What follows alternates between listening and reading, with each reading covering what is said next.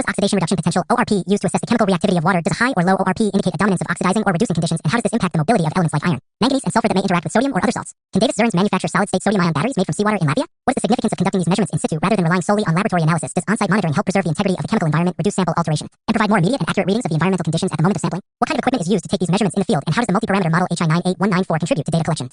What are its capabilities, what level of accuracy does it provide, and how does using such an instrument streamline the process of gathering comprehensive environmental data in challenging outdoor conditions? How do the combined results of petrography, mineralogy, and water chemistry help in building a coherent picture of acidicity across the landscape? Can they be integrated to determine whether salinization is primarily geogenic, anthropogenic, or a combination of both, and do they allow researchers to propose targeted solutions for mitigating sodium accumulation in soils and water sources? Why is it essential to understand the source and behavior of acidicity in this region? What are the implications for agriculture, biodiversity, water management, and long-term land sustainability? And how might this methodological framework be applied to other arid or semi-arid regions experiencing similar challenges with salinity and acidicity?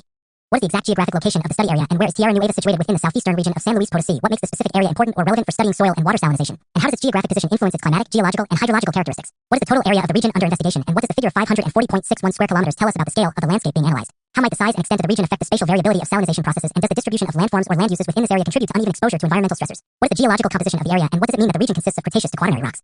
How do rocks from these geological periods differ in terms of their mineral content, weathering behavior, and potential to release salts like sodium into the soil and water? And why is it important to consider the age and type of bedrock in relation to salinity problems?